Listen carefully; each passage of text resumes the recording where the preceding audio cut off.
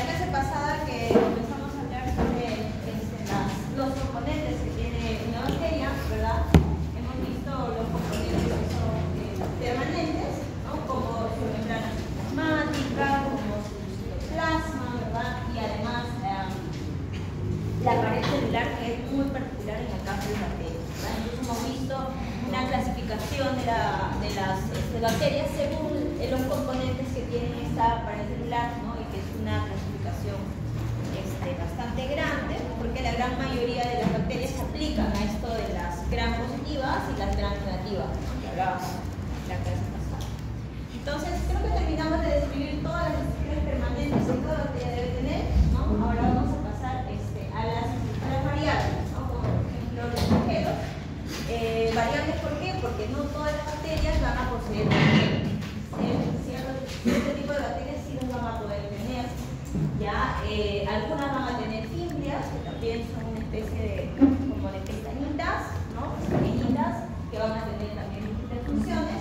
Algunas sí, algunas no, porque son variables. Y también estamos encargados de hablar sobre los exopolisacáridos, que son estructuras que las vamos a encontrar fuera de la célula, ¿no? Pero que va a formar parte también de esta, como por ejemplo el tener una cápsula, ¿no? Algunas tienen cápsula, algunas no, o algunas van a tener también el llamado glicocálix, que es una sustancia más bien mucosa, ¿no? Entonces es por eso que algunas bacterias van a tener ese aspecto medio mucoso. Y finalmente vamos a ver aquellas bacterias que poseen esporas, ¿no? También vamos a ver cómo ya. Esto ya lo pasamos. Vamos a comenzar por estas estructuras variables. Esto es, los ribosomas. Acá. ¿Esto vemos? Sí, ¿no? Sí, mis, hasta inclusiones. Ok.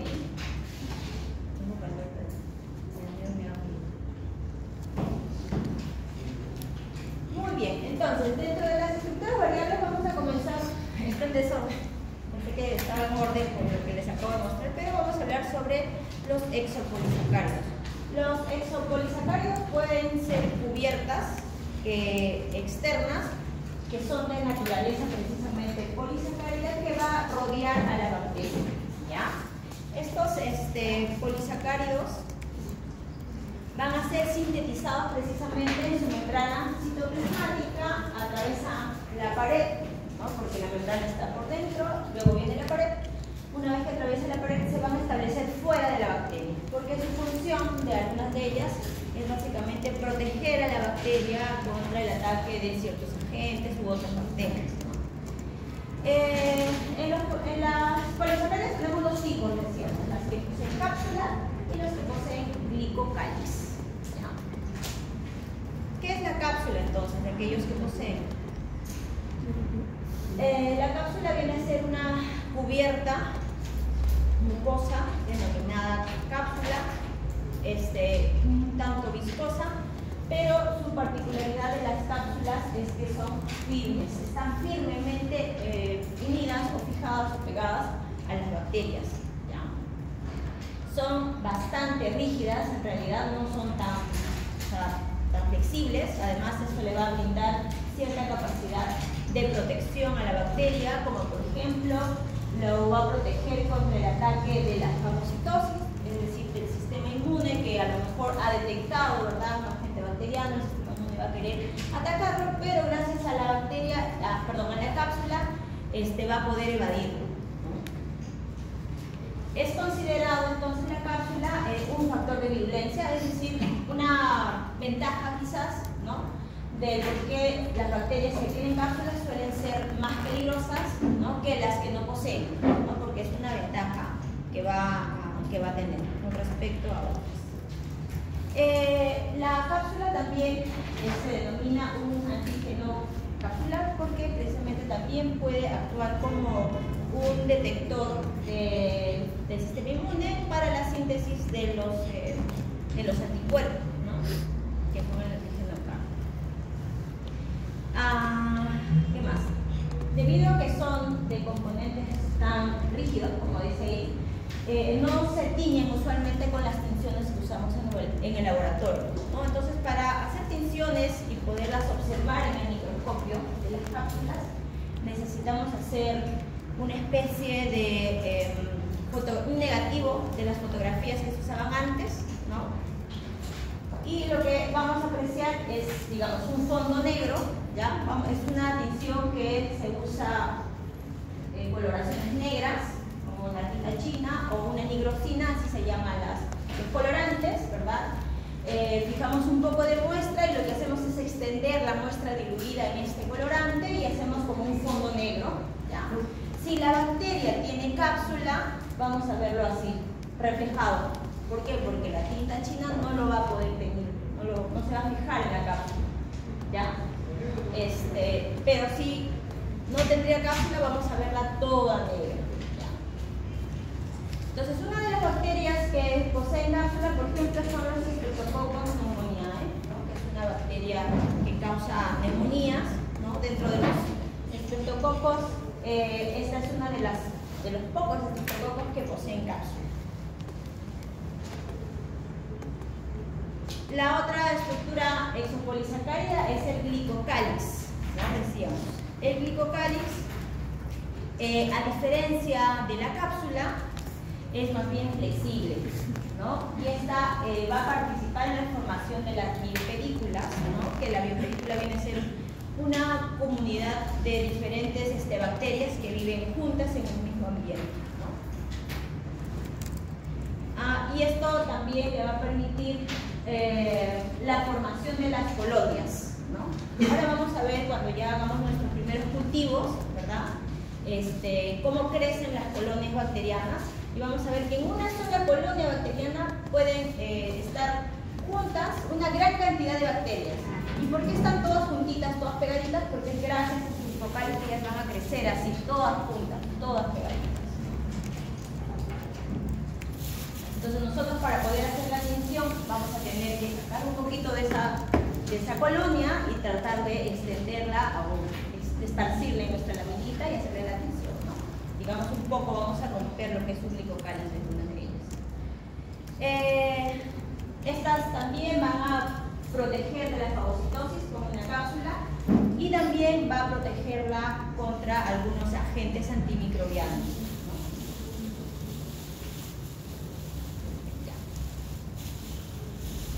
Los flagelos, de aquellas que tienen flagelos, decíamos, no todas van a poseer, pero los que tienen los flagelos, lo que le va a brindar a una bacteria es la motilidad, ¿no? Estas bacterias van a tener la capacidad de moverse, ¿sí? Entonces, los flagelos están compuestos básicamente por esta proteína que se llama flagelina, ¿no? Estos están enganchados fuertemente en la base de la pared de la bacteria, miren, y además están enganchados por medio de anillos, ¿no? En la pared. Si yo veo esta imagen, ya sin saber a lo mejor qué bacteria es, ¿qué clasificación tendría? ¿Una gram positiva o una gram negativa? Según esa pared que veo.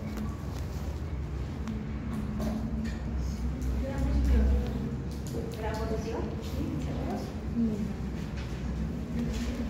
¿Cuáles son los componentes de una pared gram positiva?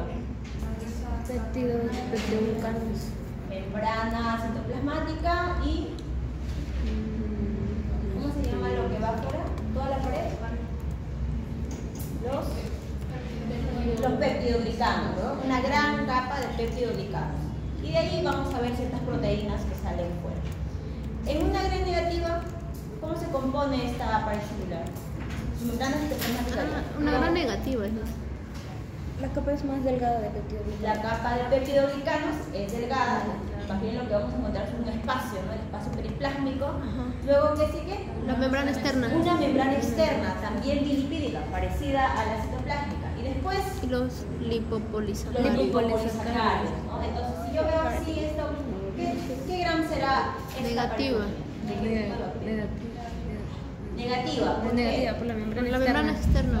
¿Por qué vemos otra membrana? Ajá. A lo mejor Y el el- espacio es más el espacio periplásmico. Claro. ¿Sí? Está graficado, claro, grande para entender, ¿no? Lo que vemos acá es la segunda capa, la capa externa, que es bilipídica, y lo que está acá son los lipopolisacáridos.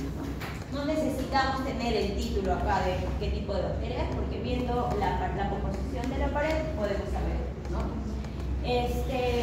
La gran mayoría de los gram negativos ya van a poseer estos flagelos.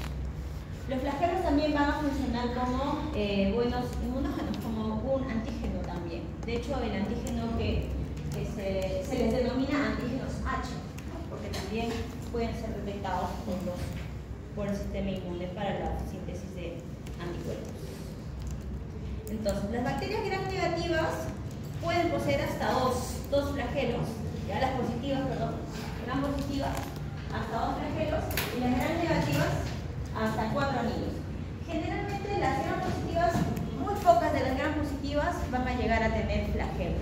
No son bacterias bastante escasas, ¿no? La gran mayoría que componen o que tienen flagelos van a ser gram negativas. Y para que se fijen estos flagelos a esta pared tienen que tener 4 anillos. Cada 1, 2, 3, 4 anillos. En el caso de los gram negativos solamente van a poseer 2 anillos. Según la distribución de los flagelos también se clasifica a las bacterias, ¿no? Las bacterias que son o que poseen un solo flagelo se denominan monótricos, solo un solo flagelo. ¿Ya? Hay ciertas bacterias que van a tener, digamos, como un mechón de flagelos a los extremos, que van a ser los lofótricos, ¿ya? Los que tienen solo 2, pero de un extremo al otro, ¿no? Son los anfítricos.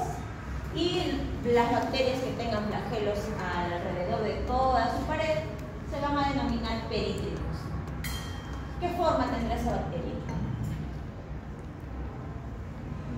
Cuando hablábamos de formas, ¿se acuerdan? Hablábamos de los que son cocos, de los que son bacilos. ¿Qué forma tendrá esa bacteria? Los que son espiridos, los que son pleomórficos. ¿Qué forma tiene esa bacteria? ¿Cómo? Forma de bacilo, ¿verdad? Esa bacteria tiene la forma de un bacilo, ¿no? Y lo que vemos ahí son sus flagelos, ¿ya?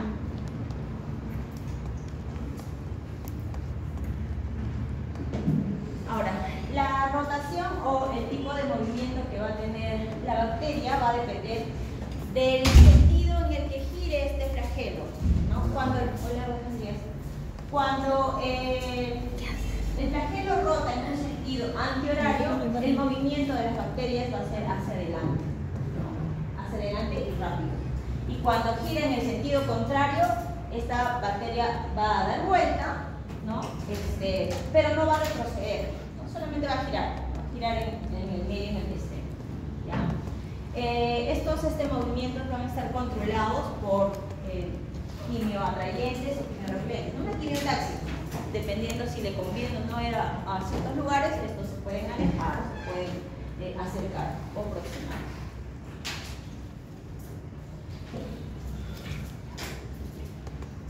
En cuanto a las fimbrias o pilis, ¿verdad? Estas más bien van a ser estructuras que a diferencia de un flagelo van a ser pequeñas y más delgadas, y además pueden estar en gran cantidad, ¿no? Son como una especie de pelo que dice ahí que bordea a todas las bacterias, a las gram negativas principalmente, y esto está constituido básicamente por la proteína que se llama pilina, ¿ya? También vamos a ver que tiene la propiedad de adherirse a ciertos tejidos, ¿no? Poseen unas adhesinas, que también van a ser unas especies de proteínas, que le va a permitir adherirse al órgano que quiere invadir, ¿no? Por ejemplo, hay ciertas bacterias que son normales en la microbiota de las heces, ¿no? Entonces, cuando estas salen, ¿verdad?, por el recto, sobre todo en aquellos animales que son de género femenino, ¿no? Es muy fácil de que pueda llegar al tracto urinario mediante el meato urinario, ¿no? Por si ahí no hay mucha limpieza, puede pasar algo. Entonces, estas bacterias, como por ejemplo Proteus, ¿ya? Proteus es una bacteria que tiene una gran cantidad de fimbrias, ¿ya? Puede migrar y viajar hacia, digamos, los riñones, hacia la vejiga y producir una infección urinaria. Y esto lo va a hacer gracias a la capacidad que tiene de adherirse, y además, y si tiene flagelo, porque Proteus también tiene su flagelo, va a poder avanzar hacia este órgano, ¿no? Y producir infección. Entonces, cuando está en el tracto digestivo, a lo mejor no va a causar nada porque es parte de la microbiota. Pero si llega a otro órgano, el cual no es, digamos, un lugar correcto, acá sí le puede causar daños, ¿no? Lo mismo pasa con cólicos, porque también hay infección urinaria por cólicos, es frecuente, principalmente en hembras. ¿Qué más? Vamos a ver que también hay unas fimbrias especiales, o también denominados pilis, ¿no? Que son los pilis sexuales, que van a tener otra función, a diferencia de las de adhesión o las de, no sé, la de adherirse, ¿no? En algún órgano, ¿ya? Los pilis sexuales más bien tienen como finalidad comunicar una bacteria a otra y compartir información genética mediante sus plásmidos. ¿Recuerdan qué eran los plásmidos?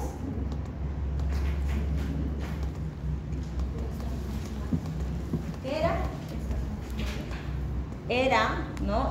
Una porción de ADN extracromosomal que no componía parte de su cromosoma, ¿no? Estos van a ser los plásmidos. En estos ADNs están generalmente codificados cierta información cierta información que lo obtuvo con la experiencia, quizás, para poder evadir ciertos antibióticos, ¿no? Digamos, una vez ya recibió un antibiótico, un grupo de colonias, esta información se va a grabar y le va a pasar a otra bacteria, puede ser mediante los pilis, ¿no? Y o también hay otras formas de pasar esta información. La siguiente generación que ya va a adquirir esta información ya se va a volver resistente a este antibiótico, ¿no?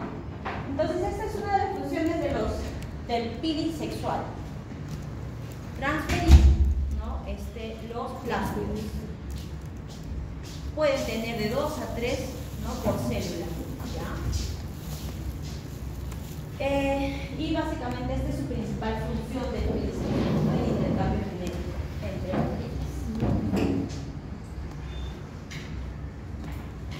Y precisamente este intercambio genético entre bacterias hace posible el proceso de conjugación. Así se llama este proceso. Este proceso de intercambio genético se denomina conjugación, que es mediante los pilis sexuales, ¿ya?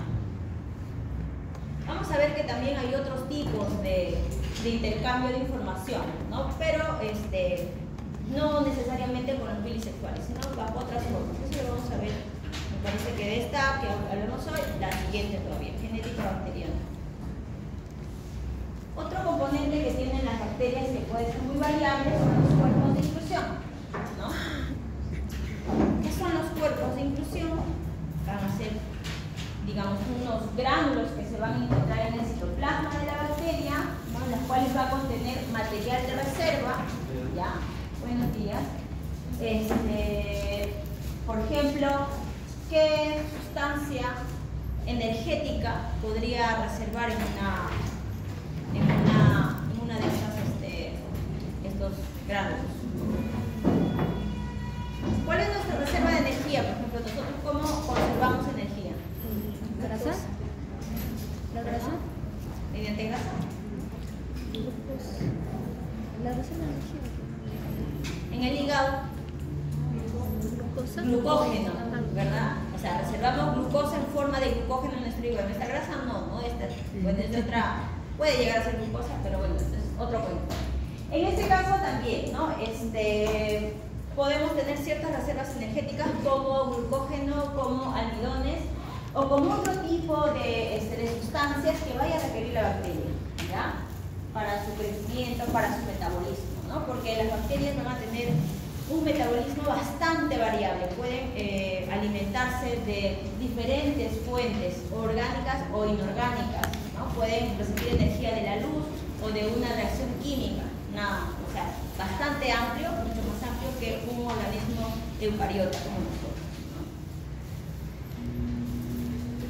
Miren, pueden incluso tener gránulos de azufre, ¿no?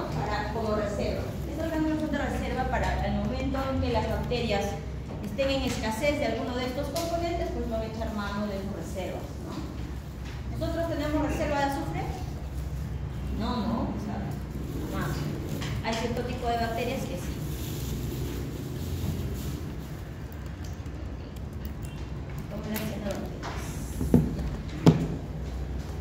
En cuanto a las esporas, las esporas más bien van a ser estructuras resistentes que van a formar las bacterias. En el mundo de las bacterias solo tenemos dos géneros que forman estas esporas.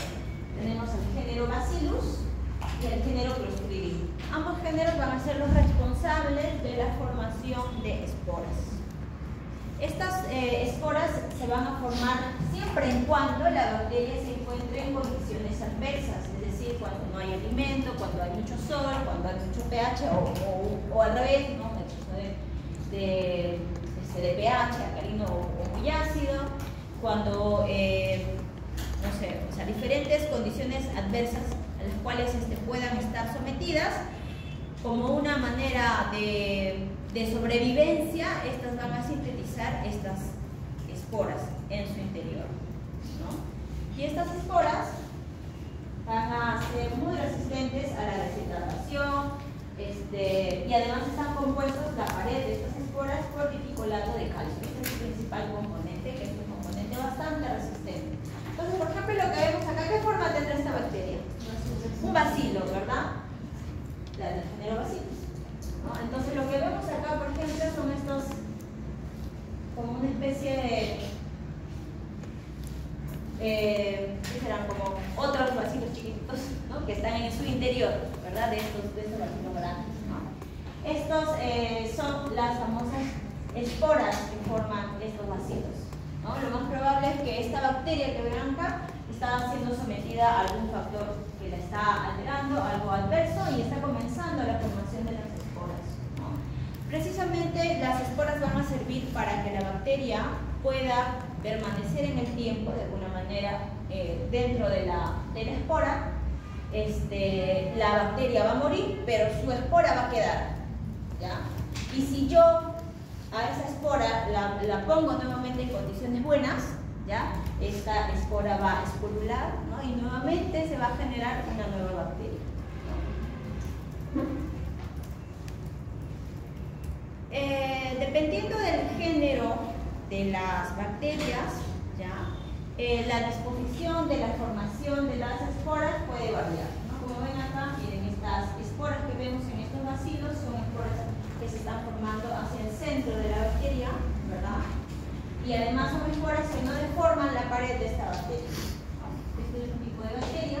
Esta otra que vemos acá, la espora está hacia un extremo de la bacteria, del bacilo, pero esta sí va a deformar, ¿no? la pared del bacilo. Otro género. Y esta está en el medio y deforma también. No es probable que estas sean del mismo género, pero de diferentes especies, ¿no? Entonces, dependiendo de qué género y especie es la bacteria, puede generar también sus esporas. Las esporas tienen apariencia birefringente, por eso es que veíamos como en la imagen anterior se veían luminosas, ¿verdad? Luminosas las esporas en el interior de estos vacilos. ¿Birefringentes luminosos? Birefringentes, o sea, como que brillan un montón, ¿no? Cuando le pones una luz. Ahora, estas, al igual que las cápsulas, no se tiñen fácilmente. Para teñir una espora se necesita una técnica de tinción en particular, que es la de Wurtz, en los cuales usamos un colorante que se llama el verde malaquita, por lo tanto se van a teñir de verde, ¿no? Las esporas. También lo vamos a hacer en el laboratorio.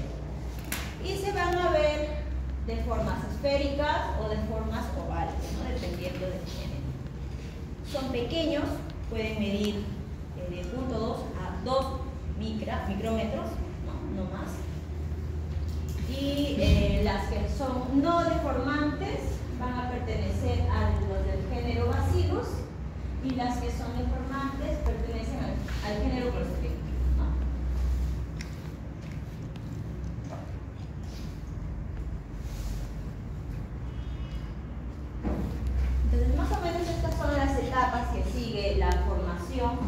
de la espora en la bacteria, ¿no? Es la famosa esporulación, ¿verdad? Comienza a dividirse la bacteria en el interior y formando quizás una pequeña membrana, ¿verdad? Como haciendo un recorte, pero siempre tomando en el interior de esta un segmento de ADN. Tiene que tener ADN, una información básica para que cuando comience otra vez a formarse nueva bacteria, tiene que tener digamos, esta información y poder sintetizar sus proteínas y formar todo lo que compone una bacteria nuevamente, ¿no?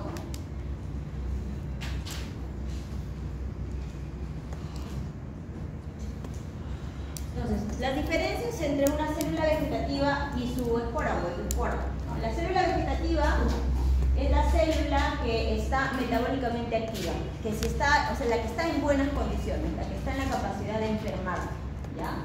Esta célula vegetativa, por lo tanto, va a tener poco calcio. Recuerden cómo se llamaba la cápsula, o bueno, el componente que está cubierta esta espora, era el dipicolato de calcio, ¿se acuerdan? ¿No? Entonces, cuando está en buenas condiciones, obviamente no va a necesitar calcio para sobrevivir, ¿no? Pero la endosperma sí, porque parte de su pared está conformado por este dipicolato de calcio, ¿ya?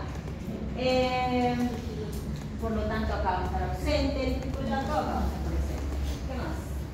Las pequeñas proteínas solubles en ácido, ausentes en las bacterias, ¿verdad? No necesitan, pero presentes en las endosporas, ¿ya? Las células vegetativas obviamente van a tener un gran contenido de agua, ¿no? Como una célula viva, es un ser vivo, ¿ya? Y en cambio una endospora va a tener una reducida cantidad de agua, ¿no? Precisamente por eso es bastante resistente a diferentes medios, ¿no? Es más, también vamos a tener ciertas diferencias en el pH, ¿verdad? Entre otras características que se pueden diferenciar entre una célula vegetativa, es decir, la que está activa, metabólicamente activa, y la endospora, que es la porción de una bacteria que es resistente, que se va a formar tras la condición adversa, ¿no? ¿Se entiende? Y por último, vamos a hablar sobre la quimiotaxis, que es también una función que ustedes ya conocen de qué se trata. Las bacterias también hacen quimiotaxis, ¿no? Que es esta capacidad sensorial que tienen ciertas células, ¿no? En este caso las células bacterianas, y esto le va a permitir desplazarse o acercarse a los lugares donde le conviene o no le conviene, ¿no? ¿Qué son los plásmidos?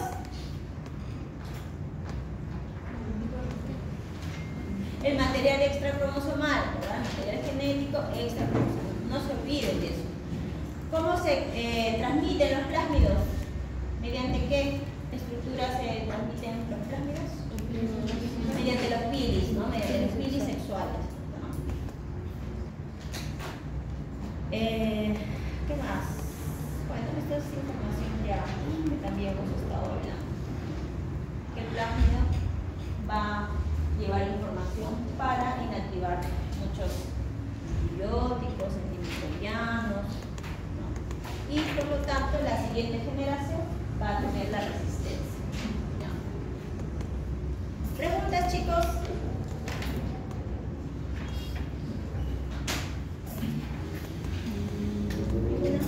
¿Todo bien? ¿Sí?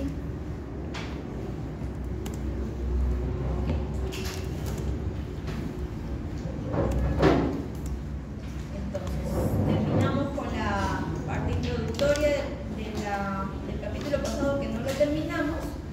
Ahora vamos a ver lo que corresponde a la clase de hoy. El día de hoy vamos a hablar sobre metabolismo bacteriano, ¿no? Entonces, ya sabemos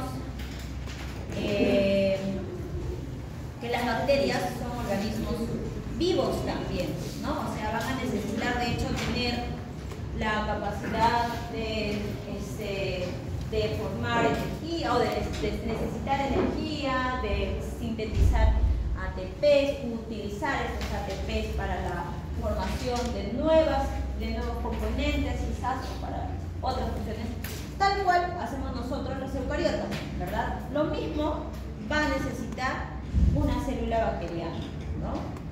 bajo ciertas rutas, ¿no? Lo que sí, a lo mejor vamos a ver un poco diferente quizás, es que las bacterias van a tener la capacidad de usar ciertos sustratos, ¿no?, que nosotros no necesariamente usamos como fuente de energía o de carbono, ¿ya?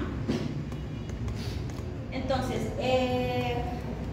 aquellos especialistas en este rubro, ¿verdad?, no solamente se menciona a la capacidad metabólica de la bacteria para producir ciertas enfermedades, sino en la industria quizás de la producción de alimentos o en otro tipo de industrias, ¿no?, se usa esta capacidad metabólica que tiene la bacteria para producir yogures o producir, no sé, vinagres, ¿verdad?, bajo la fermentación, para producir alcoholes, ¿no? Entonces esto es también parte de su metabolismo de las bacterias para poder no solamente enfocarnos en el área médica, sino también en la industria de la síntesis de varios no sé, compuestos que necesitamos día a día, ¿no?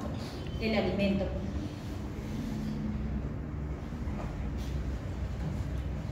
Entonces, vamos a hablar un poco sobre la nutrición bacteriana, ¿ya?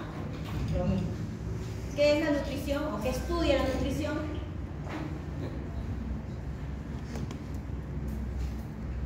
¿Qué entienden por nutrición? Sé que todavía no lleva o están llevando.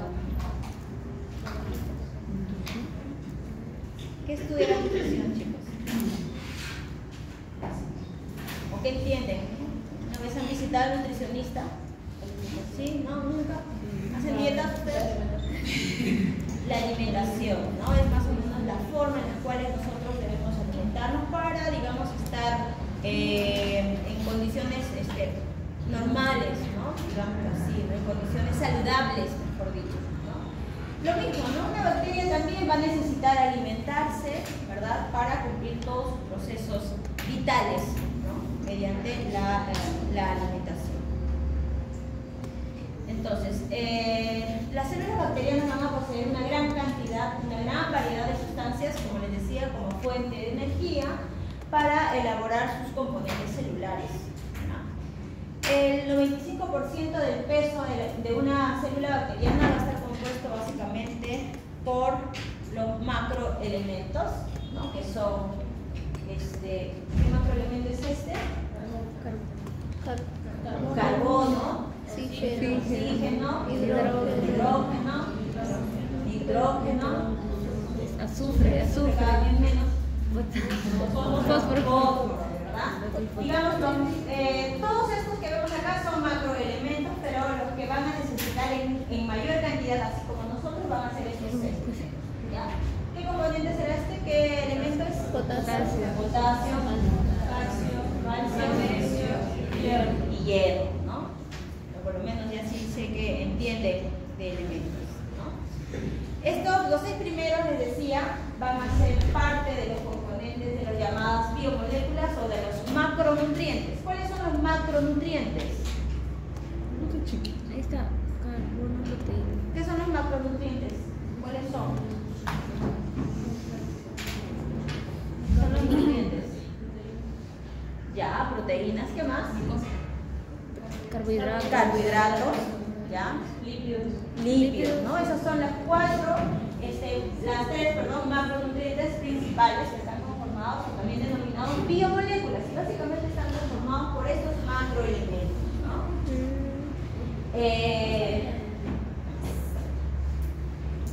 Y bueno, los otros 4 que vemos acá obviamente también van a desempeñar un rol muy importante en las diferentes funciones que necesita la bacteria para llevar a cabo sus funciones vitales, ¿no? Entonces, un crecimiento bacteriano, ¿verdad?, va a implicar el consumo de macromoléculas, un consumo de moléculas de bajo peso molecular, como algunos elementos que son denominados los micronutrientes, que a lo mejor en cantidades no se consumen cantidades grandes, pero sí lo necesitan para procesos vitales, como nosotros, ¿verdad? ¿Conocen algún micronutriente o denominado microelemento también?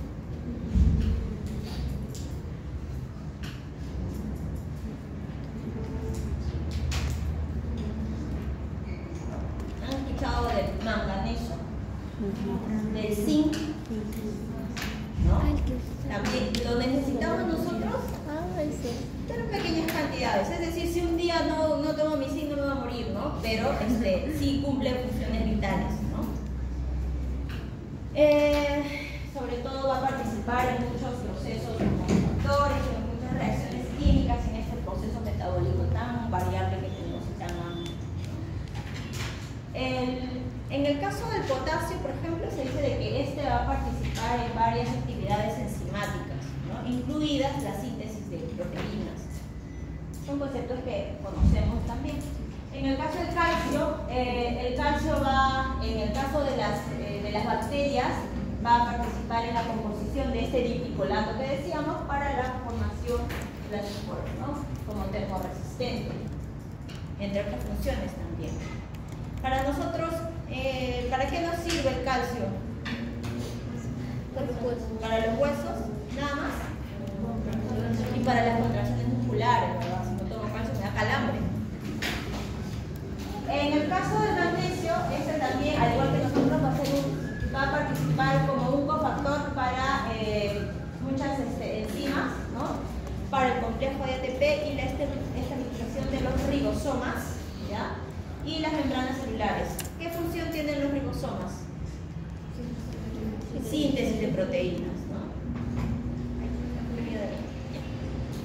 Y finalmente el hierro.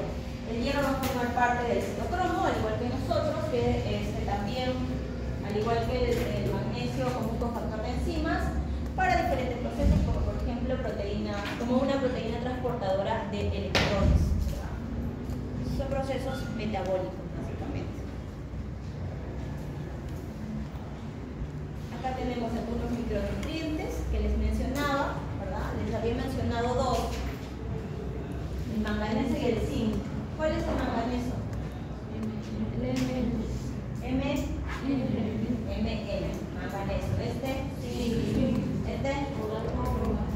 ¿Cuál? Cobalto.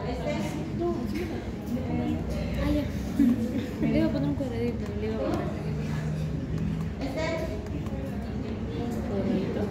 Sí, Nitrógeno. Níquel, ¿ya? Cobre.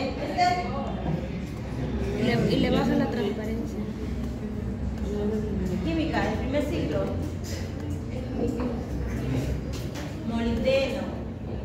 ¿Ya? Ese es el molibdeno. Cámbiale de color.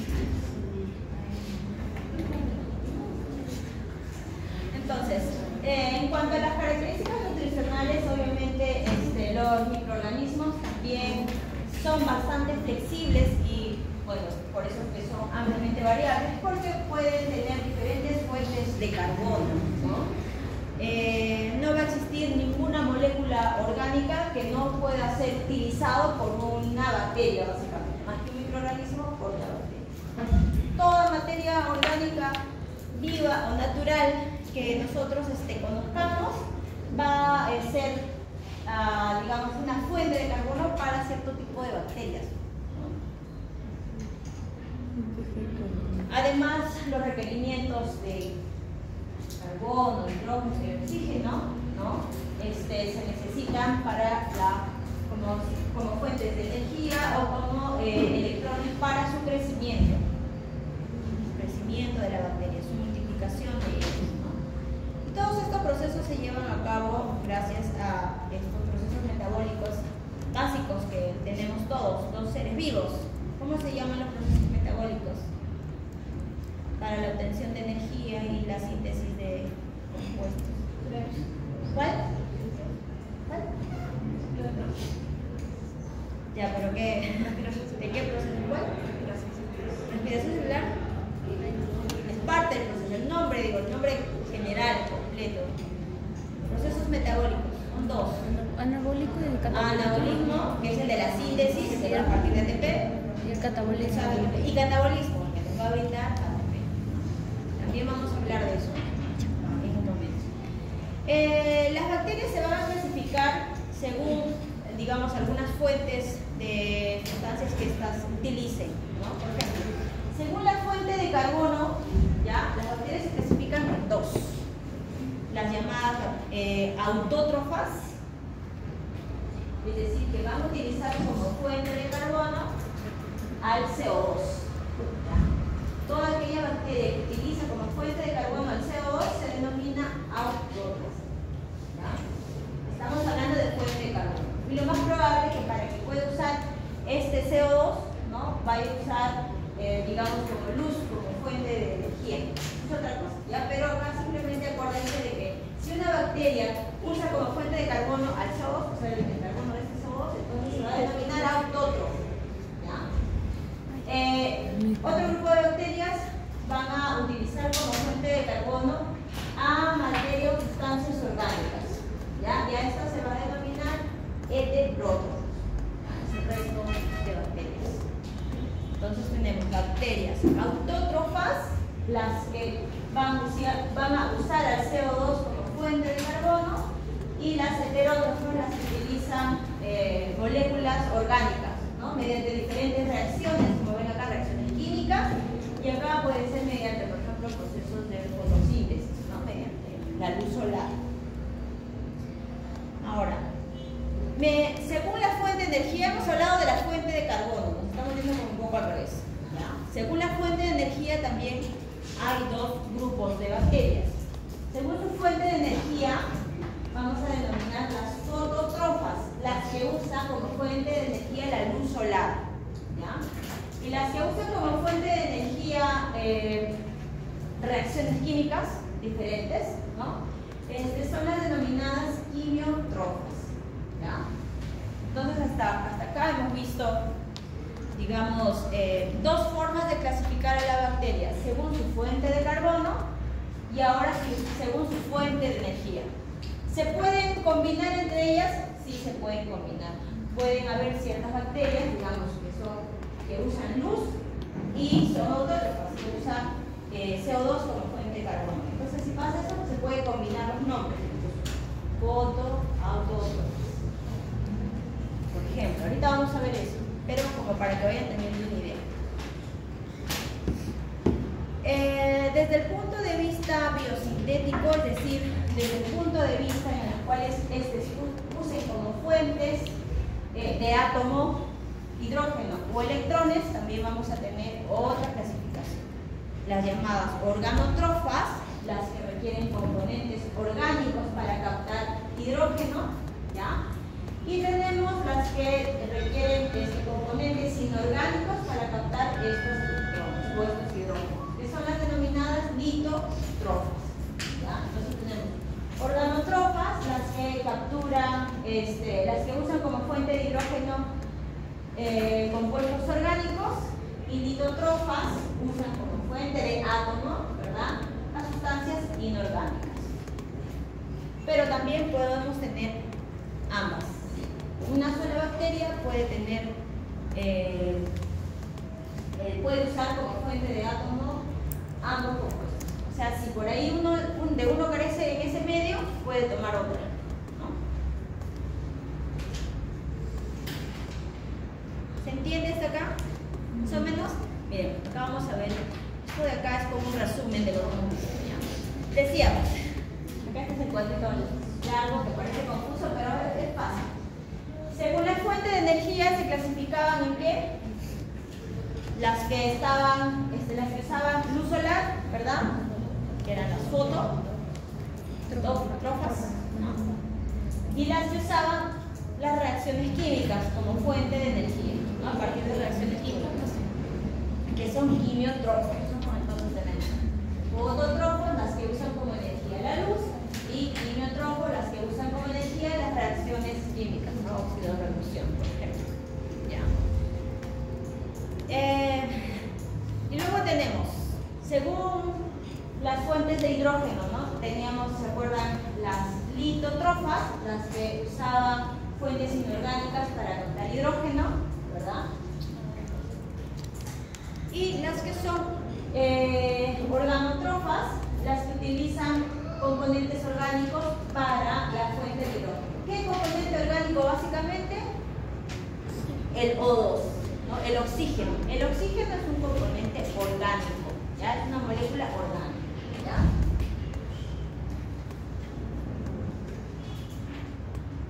Y según su fuente de carbono,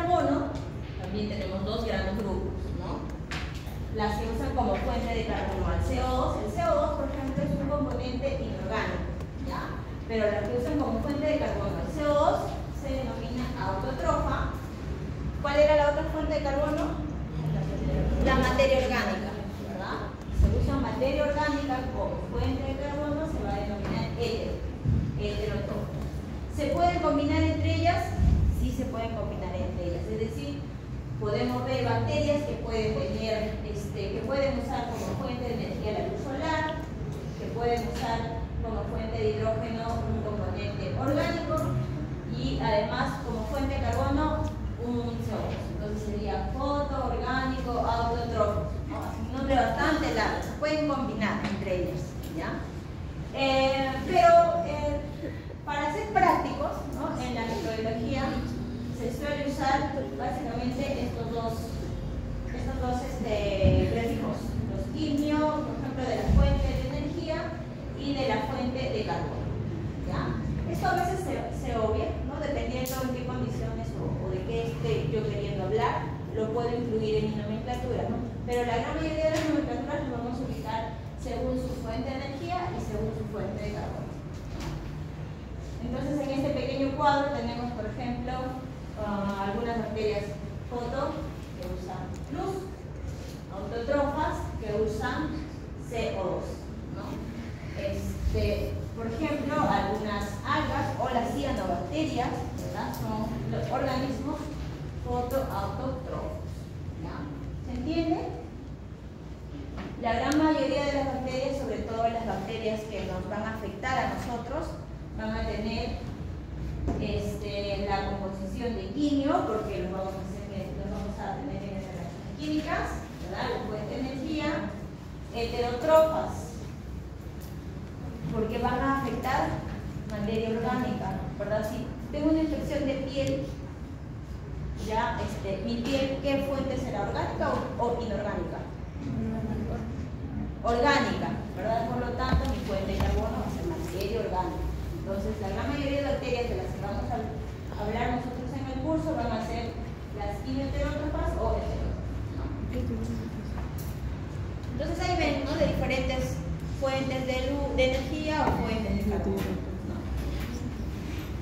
En este ejemplo, ¿qué tipo de bacteria será esta? CO2 de reacción química. Si es CO2, auto. ¿Ya? Y si es una reacción química, quimio. Entonces sería quimio, autotrófico, ¿verdad? Y acá, quimio, porque es la reacción química, pero es un componente orgánico. Hetero, ¿no? Quimio heterotrófico, ¿verdad? Bien, entonces según esto también podemos saber, ¿no? Qué tipo de reacción, o de dónde está obteniendo la energía, de dónde está obteniendo su fuente de carbono.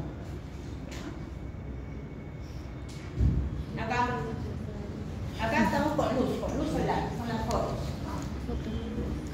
¿Cómo sería esta?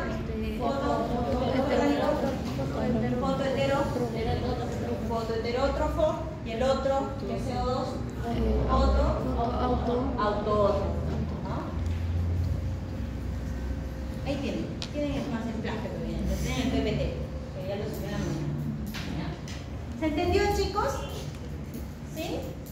En el examen puede venir así variable, entonces ustedes tienen que identificar qué fuente de energía tiene, qué fuente de carbono usa, ¿no? Incluso podemos saber hasta qué fuente de hidrógeno o de electrones usa, ¿no? Lo tiene. ¿Ya? Según esas combinaciones. Ok, entonces continuamos. Ahora, las bacterias, obviamente, para poder captar estos nutrientes, van a usar ciertas formas, ¿no? Recuerden que ellos no tienen bocas, entonces tienen que tener ciertas formas para captar estos nutrientes. No tienen como nosotros un sistema digestivo y que va a hacer todo este proceso, ¿ya? Entonces, para eso, las bacterias van a usar, por ejemplo, una de las formas que tienen es por difusión facilitada, ¿no? Que es más o menos lo que han visto seguramente en química, que es una difusión facilitada o también llamada una difusión pasiva, en la cual las moléculas se van a desplazar de una región de mayor concentración a menor concentración, por las cuales se va a facilitar el paso porque pues, no va a implicar ningún gasto de energía, ninguna reacción química al momento de este proceso, ¿no? Por ejemplo, ¿qué moléculas se van a captar mediante difusión facilitada? Agua, oxígeno, dióxido de carbono, no sé si lo necesitan. Porque son moléculas pequeñas, ¿verdad? Pero si necesitamos facilitar a moléculas grandes, ¿ya? Hay ciertas proteínas transportadoras que van a facilitar el paso de moléculas grandes, pero mediante difusión facilitada. ¿Cómo se llaman estas proteínas? Se llaman permeasas. Algunos tipos de moléculas, no todas obviamente. ¿Ya? Algunos tipos de moléculas sí van a poder ser, van a necesitar otro tipo de transporte.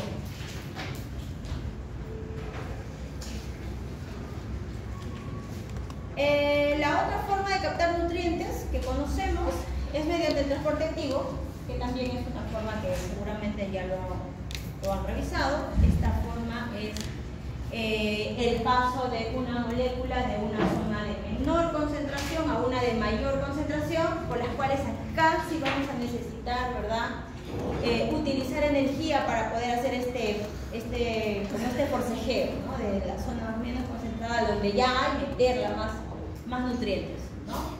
Y lo hace mediante el uso de energía metabólica, ¿verdad? Acá también podemos usar proteínas permeasas, ¿no?, para el paso de algunas sustancias quizás un poco grandes, ¿no?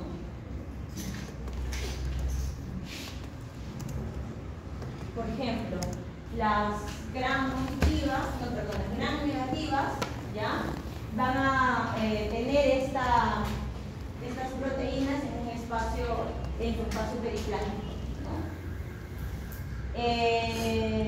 Y las gram negativas las van a tener en sus membranas, gram positivas. Y esto también puede participar en los procesos de quimiotaxis, ¿no? Básicamente, cómo va a funcionar. ¿Se entiende?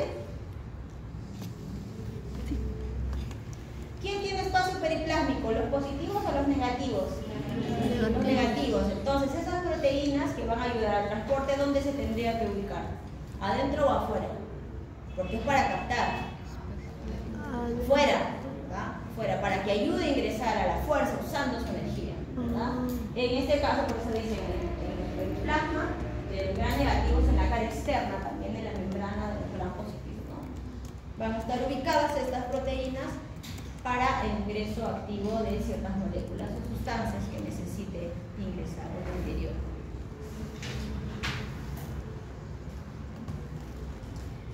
Otra forma de captar nutrientes es parecido a lo que sucede con el transporte de protones, ¿no?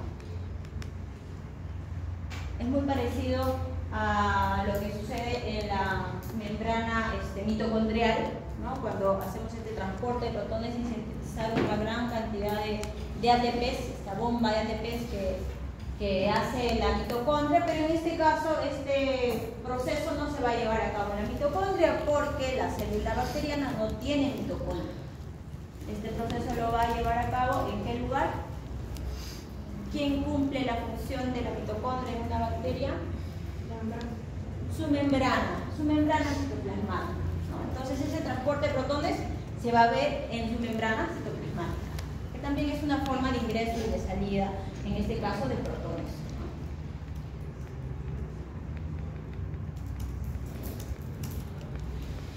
Otra forma, ¿ya? Esta es por translocación de grupo, ¿no? ¿En qué consiste esta translocación de grupo? Así se llama, ¿no?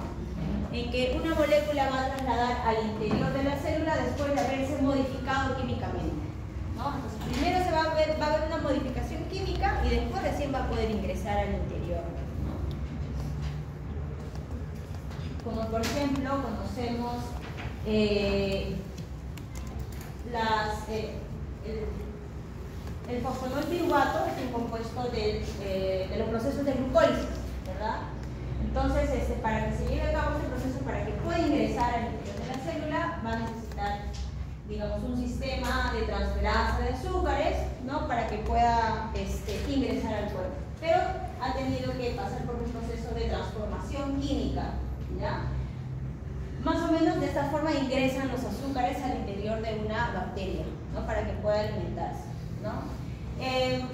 Saber, digamos, las formas, cómo lo hace, es un poco irrelevante para nosotros, ¿ya? Los pasitos no los necesitamos, pero sí necesitamos saber por lo menos en qué consiste este ingreso de glucosa al interior de una bacteria, ¿no?, que es mediante la transformación de glucosa, un cambio químico para que pueda ingresar. ¿A qué se va a transformar esta glucosa? A fosfonolpiruvato, ¿no? Que fue el resultado de la glucólisis de una molécula de glucosa. ¿Se acuerdan? ¿Se acuerdan los procesos de glucólisis? ¿Han llevado bioquímica? No, se han escuchado por lo menos. ¿Aeróbica y anaeróbica? No, la glucólisis es aeróbica.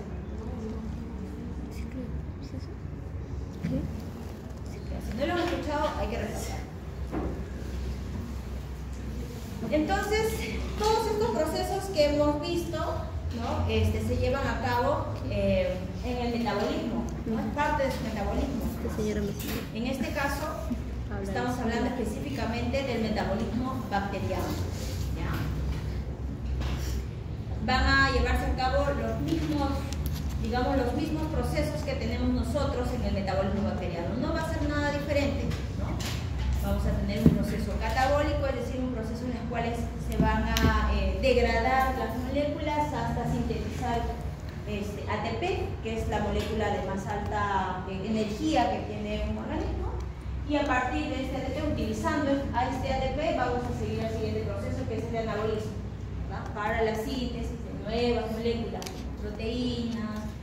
Lo mismo que pasa en nosotros, ¿no? Nosotros comemos, ¿no? Sintetizamos energía y toda esta energía que hemos adquirido mediante el alimento lo usamos para formar más cabello, para hablar, para moverme, para estudiar, ¿verdad? Y todos los procesos metabólicos, ¿no? Lo mismo en las bacterias, van a necesitar estos nutrientes, ¿ya?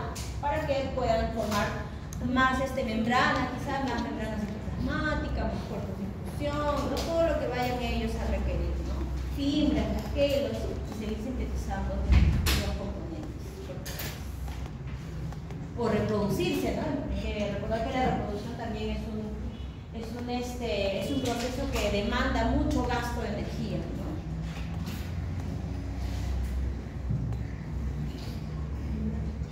Entonces decíamos, ¿no? Que en el catabolismo, lo que pasa en el catabolismo, esto ya lo saben, es usamos los macronutrientes, ¿verdad? Lo degradamos a componentes más pequeños para poder sintetizar la principal molécula de energía, el ATP. Pero entre ellos también vamos a quizás sintetizar otros cofactores que van a ingresar a otras rutas para seguir formando más ATP.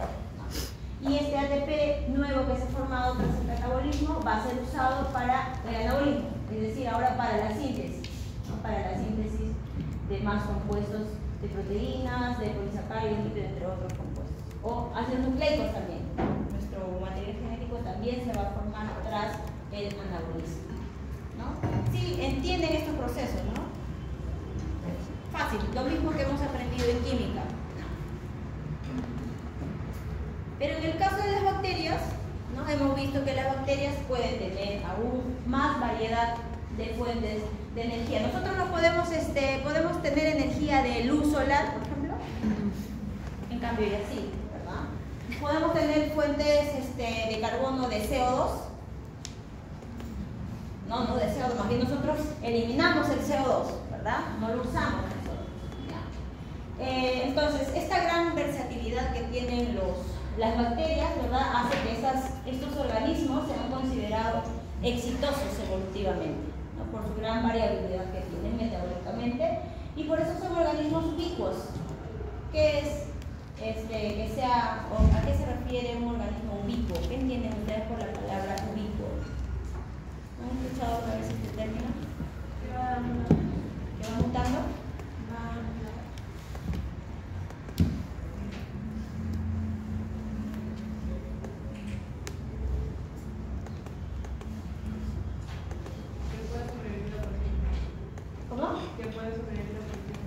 Que puede sobrevivir a cualquier medio, ¿no? Eso es la definición de ubicuo o ubicuos.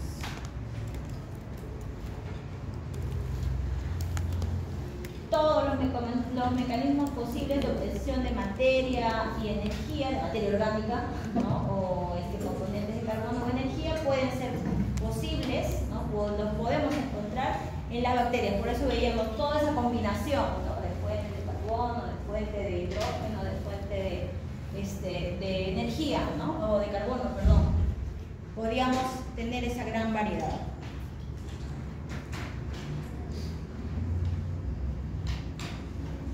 Entonces, nuevamente acá, para ver, porque lo mismo que sucede en nosotros va a suceder en una bacteria.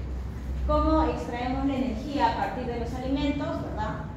Los principales macronutrientes son proteínas, carbohidratos y grasas, ¿no? Nos alimentamos.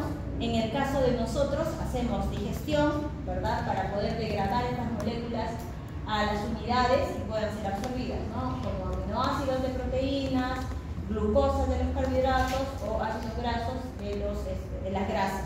Una vez que están ya degradadas, ¿verdad? Van a ingresar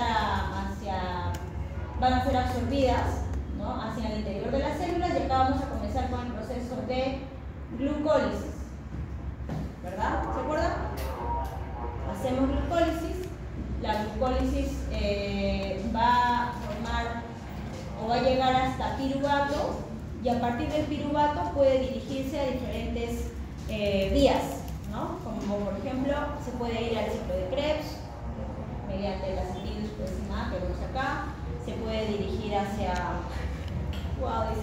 se puede dirigir quizás hacia regresar, ¿no? Si ya tenemos la suficiente cantidad de energía, lo que va a hacer nuestro cuerpo es lo va a almacenar. Entonces vamos a regresar, pero hacia la vía de la gluconeogénesis, ¿no? En la gluconeogénesis vamos a formar glucógeno, y el glucógeno lo vamos a reservar, ¿ya? Eso lo tengamos en condiciones normales, ¿no? Si ya tenemos un exceso de esto, más bien esto ya se va a dirigir a otras vías y vamos a hacer reserva de grasas. Pero estamos en bacterias, ¿no? Entonces ellas no van a tener felizmente.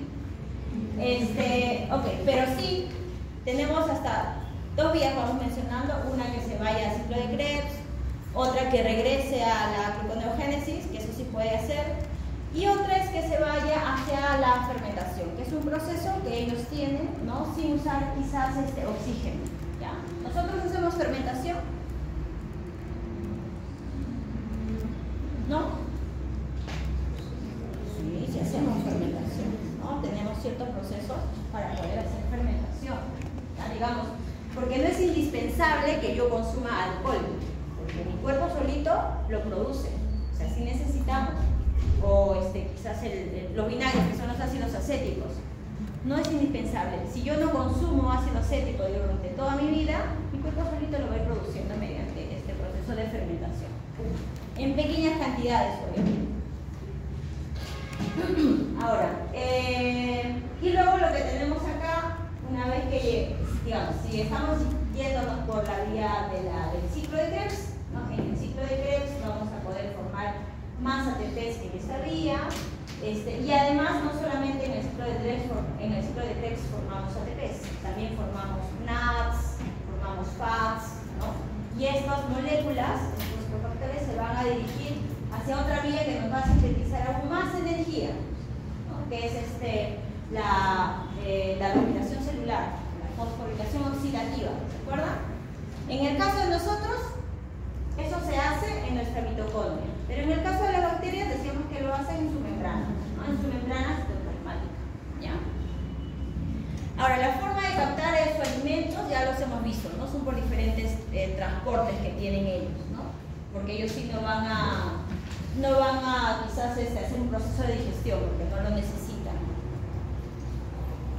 Y su objetivo principal de toda esta captación de energía a partir de los alimentos es formar ATP, adenosin trifosfato, ¿no?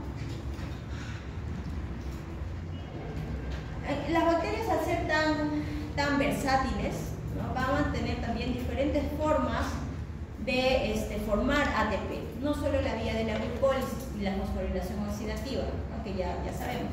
También va a tener otra vía, que es la fotofosforilación, que es a partir de la fuente de luz, como fuente de energía, que va a poder también obtener ATPs. Nosotros no podemos hacer ATP mediante recibir luz, o sea, no somos plantas, no tenemos esa capacidad, pero ellos sí van a poder sintetizar ATP usando luz, ¿ya? Que es la denominada fotofosforilación.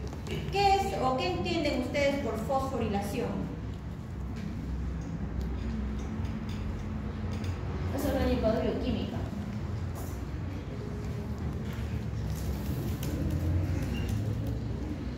Fosfo, ¿qué es fosfo? ¿A qué se refiere? Fosforilación.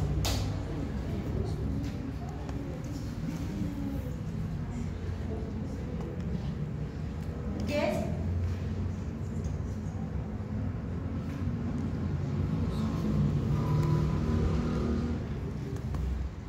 Es la capacidad, o digamos, es el paso de la adición de un grupo fosfato a otra molécula, ¿no? Esta capacidad de adicionar un grupo fosfato a mi molécula original, esto se va a denominar la fosforilación, ¿no?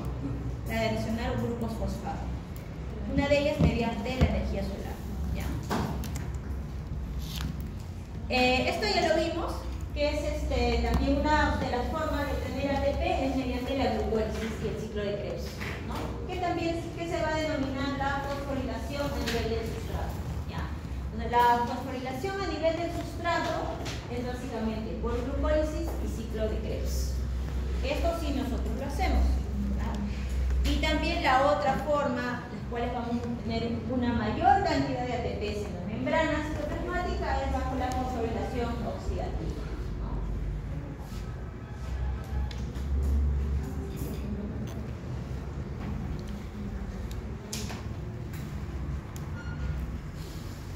Entonces, una molécula de glucosa, decíamos, puede dirigirse hacia diferentes puntos. Primero era, si es que tenemos un exceso de glucosa, al almacenamiento, ¿verdad? Si no lo vamos a almacenar, vamos a seguir por la vía de la glucólisis y vamos a llegar al piruvato, es decir, hacia el ciclo de Krebs o esa parte, ¿no? Y hay otra vía más que no lo hemos visto, que es importante también, que es vital, ¿ya? Es la vía de las glucosas pentafosfatos, la vía de las pentosas, ¿no? ¿Y por qué es importante esta ruta o esta vía que puedo tomar la glucosa? Estas son, digamos, las dos pentosas que se usan o se sintetizan en esta ruta metabólica a partir de la glucosa, la desoxirribosa y la ribosa. ¿Para qué sería importante esa vía? La vía de las pentosas. Las proteínas.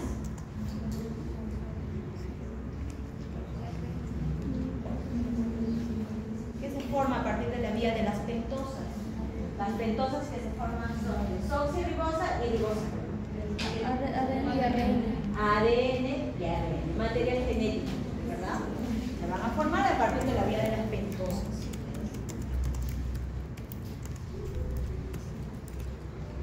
Entonces, vamos a dirigirnos nosotros hacia esta vía, ¿ya? Vamos a seguir la vía de la glucólisis, ¿ya? La vía más común porque es a partir de esta que obtenemos ATPs, ¿no? En esta vía almacenamos glucógeno, en esta vía nos dirigimos a la síntesis de las pentosas para la formación de ácidos nucleicos, y la que nos interesa, porque estamos hablando de metabolismo, ¿no? Es la vía de la glucólisis, que toma la glucosa. Entonces, ustedes ya conocen la vía de la glucólisis, los pasos, ¿no? Que una vez que la glucosa ingresa, se va a formar la glucosa de fosfato, etc. Hasta llegar al piruvato. Todos sus pasos ya se lo saben, nosotros vamos a pasar de frente hasta llegar al piruvato. ¿O quieren repasar? ¿No? Esta es la vía de la glucólisis. Glucosa 6-fosfato, primero glucosa 6-fosfato mediante ciertas enzimas, ¿verdad? Otras enzimas van a transformar glucosa 1,6-bifosfato, luego se forma el fósforo en el piruvato y finalmente llegamos al piruvato. Procesos de fosforilación, ¿verdad? Los fósforos van a ir adicionándose. Cuando llegamos al piruvato, ya hasta acá, esta primera parte de la glucólisis, vamos a tener como, digamos, como cantidad neta de síntesis de ATP, 2 ATPs, ¿no? Que vamos a liberar tras estos procesos. Solo 2 ATPs. Donde vamos a poder tener una mayor cantidad de ATPs es cuando este piruvato se dirija hacia el ciclo de Krebs. Esta es una figurita del mitocondrio, pero en este caso nosotros no tenemos eso, ¿no? Las bacterias no tienen. Pero también hacen las bacterias ciclo de Krebs, ¿ya? En el ciclo de Krebs, a partir del piruvato de una molécula de glucosa, ¿verdad? Se van a sintetizar más ATP. ATPs, y además no solo ATPs, sino también se van a sintetizar, acá lo tengo mejor, estas moléculas. Bien. Piruvato, acetilcoenzima A, ingresa el acetilcoenzima A al ciclo de Krebs. Solo en la vía de la glucólisis hemos sintetizado 2 ATPs. ¿Ya? En el ciclo de Krebs vamos a sintetizar 36 ATPs más 2 de la glucólisis, son 38 ATPs. ¿Ya? Pero les decía, en el ciclo de Krebs no solamente formamos ATPs, también formamos estos, NADS, NADH, FADS. ¿A dónde se van a dirigir estas moléculas? Hacia el otro proceso de fosforilación, la fosforilación oxidativa, hacia la bomba de protones, ¿no? En este proceso vamos a tener la mayor síntesis de ATP por mediante esta bomba de protones, el ingreso de hidrógeno y la transformación de ADP a ATP, ¿no? Fosforilaciones, pero en una cantidad bastante alta, en una bomba, ¿ya? En este caso estamos viendo un ejemplo de una mitocondria, porque la mitocondria tiene doble membrana, ¿ya? Pero en las bacterias ya sabes que es una sola, ¿no? Siempre por ahí, para recalcar que la bacteria no tiene mitocondria. La respiración oxidativa, que también recibe ese nombre, se lleva a cabo en la membrana citoplasmática, ¿ya? Las bacterias no tienen mitocondria.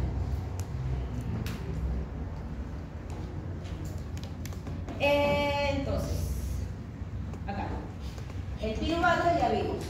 Después de la glucólisis, piruvato se van a sintetizar en este ciclo de Krebs 2 hacia el ciclo, perdón, en la glucólisis 2 ATPs hacia el ciclo de Krebs, en el acetilcoenzima A, 36 ATPs, hasta acabamos 38.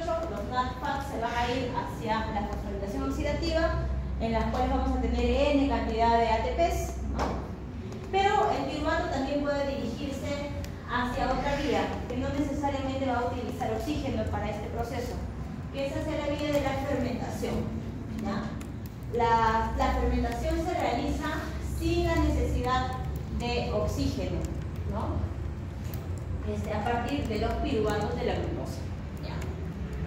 Entonces los procesos de fermentación vamos a producir diferentes compuestos a partir de esta fermentación, ¿no? Va a depender de la bacteria. Ahorita vamos a ver cuáles son. Según la respiración o la necesidad de oxígeno que tenga una bacteria, no todas las bacterias, digamos, requieren oxígeno como nosotros. Nosotros sí necesitamos oxígeno sí o sí para vivir. En el caso de las bacterias, como son tan versátiles, tan variables, hay bacterias que viven sin oxígeno, tranquilamente, haciendo procesos quizás de fermentación o haciendo procesos de fosforilación del sustrato, pero no con sustancias orgánicas, sino con las inorgánicas, con las litotróficas, ¿se acuerdan? Que usaban azufre, amonio, ¿no? Otros compuestos inorgánicos, ¿ya? Pero no oxígeno. Entonces, por eso es que las bacterias tienen una gran adaptación a diferentes nichos ecológicos. Vamos a encontrar bacterias que no necesariamente crecen sin oxígeno, o con oxígeno, perdón, como por ejemplo las bacterias que producen las caries, ¿no? Son bacterias anaeróbicas, por eso es que las caries comienzan a aparecer en el interior del diente, ¿no? Donde el paso del oxígeno es bastante escaso. No tiene sentido. Ahora, las bacterias intestinales también. Hay algunas bacterias que están en este tracto gastrointestinal que también la presencia de oxígeno es bastante escaso, ¿no? Y estas pueden crecer en estas condiciones tranquilamente, ¿no? Entonces, pero también podemos tener una bacteria que tenga ambas facilidades, de vivir con oxígeno o de vivir sin oxígeno, que son las bacterias anaeróbicas o aeróbicas facultativas, es decir, dependiendo de las condiciones que éstas se encuentren, pueden tomar la opción de tener oxígeno o no. Igual va a crecer, ¿ya? Y otras van a fermentar, ¿no? Decíamos que el proceso de fermentación es con ausencia de oxígeno. Entonces, según esto también, según la capacidad de captar oxígeno, las bacterias se clasifican en 5 grupos. Tenemos bacterias aeróbicas o aerobias obligatorias, ¿ya? Que estas sí o sí necesitan oxígeno para poder vivir. Por ejemplo, medio de cultivo, ¿ya? Y yo he sembrado mi bacteria en este lugar, en este tubo, ¿verdad? Pero sin embargo las bacterias solo han crecido hacia la superficie del tubo, hacia donde está la presencia de oxígeno, ¿no? Constantemente, ¿ya? Aeróbicas obligatorias. Las anaeróbicas facultativas son bacterias que pueden crecer, decimos las facultativas, crecen con oxígeno o sin oxígeno. Miren, en el fondo del tubo, donde el oxígeno es escaso, también ha crecido. Entonces estas son las anaeróbicas facultativas. Las anaeróbicas tolerantes, estas toleran cierto grado de oxígeno por un pequeño periodo de tiempo, ¿ya? Y luego se mueren. O sea, rapidito, esto, el proceso de una anaeróbica tolerante, cuando yo la saco de su medio, tiene que ser rápido. Puede tolerar cierta cantidad de oxígeno, pero si la expongo más tiempo, sí se va a morir y solamente va a crecer el fondo, ¿ya? Por eso es un anaeróbico aerotolerante, ¿ya? Tenemos las bacterias anaeróbicas estrictas, ¿no? Que a diferencia de estas, así ni siquiera toleran un poquito, ¿no? Van a crecer solo en la zona donde no hay oxígeno, ¿ya? Anaeróbicas estrictas o obligatorias. Y tenemos las microaerofílicas.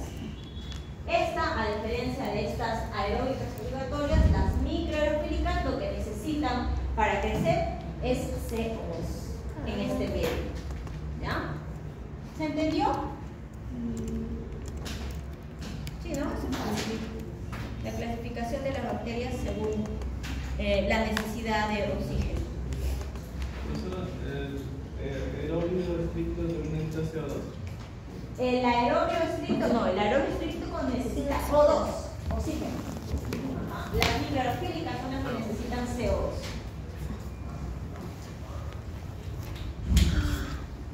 ¿Sí? ¿Es claro?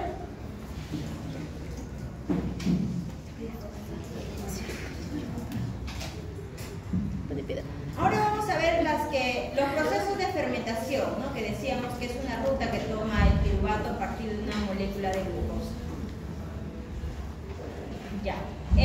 Los procesos de fermentación, esto lo vamos a pasar rápido simplemente para conocer, porque no es parte en realidad de nuestra materia, porque nosotros no somos de industrias alimentarias ni nada, ¿no? Pero hay que conocer que las bacterias también tienen la capacidad de fermentar. Digamos, la fermentación láctica van a hacer las bacterias como los lactobacillus, los Streptococcus lactis, en las cuales se van a sintetizar a partir de azúcares o de leche, ¿no? Y se van a formar productos ácidos lácticos, como los yogures, ¿no? También tenemos la fermentación alcohólica, como por ejemplo algunas levaduras van a tener la capacidad de hacer fermentación alcohólica, ¿verdad? Lo hacen a partir de ciertos azúcares o fructosa, básicamente, fructosas de diferentes frutos, como la uva, por ejemplo, en las cuales sintetizamos alcohol etílico. También tenemos la fermentación acética, en las cuales se va a formar el ácido acético, que podría ser un vinagre, por ejemplo, es un ácido acético. Bacterias como el Acetobacter aceti, ¿no? En las cuales forma alcohol etílico. Y así tenemos, por ejemplo, la fermentación butírica y la fermentación pútrida, ¿no? Que acá también las bacterias, como por ejemplo el Clostridium, acá sí, esta es una bacteria de interés, ¿ya? El Clostridium puede tener la capacidad de crecer sin oxígeno y fermentar, ¿no? Y lo que va a usar como fuente para fermentar ni siquiera van a ser fuentes de azúcares, sino van a fermentar fuentes de proteínas, es decir, puede fermentar y puede hacer daño con un músculo, ¿no? Si la bacteria está ocupando este lugar. Y producir productos orgánicos, ¿ya? Ahora, en ciertos lugares, como por ejemplo las personas de escasos recursos que tengan la necesidad o los alcohólicos, así que no necesariamente tengan a la mano de consumir alcoholes. El alcohol en realidad no es saludable, pero digamos, tiene un cierto valor, tiene un cierto precio, ¿verdad? Lo que hacen las personas a veces fermentan todo lo que sea orgánico, digamos papa, maíz, frutas, todo lo que sea fermentable y sea orgánico lo usan alcohol. No necesariamente el etílico, quizás otro tipo de alcoholes, pero en una condición de este tipo de trastornos, pues no les va a importar, ¿no? Y aquí otro tipo más de sustratos conocen que se puede formar o producir alcoholes. ¿Qué se saca a partir, por ejemplo, de la fermentación de la papa? El vodka, ¿no? De la caña de azúcar. Sí saben, ¿no? Eso sí saben. El ron, ¿no? ¿Qué más? De la cebada. La cerveza, ¿no? Las cervezas o de las... No sé qué más hacen cerveza ahora de quinoa, ¿no? Se puede hacer en realidad de cualquier tipo de alimento, ¿no? El vino, la sidra, de la manzana, ¿verdad? Muy bien. Preguntas, chicos.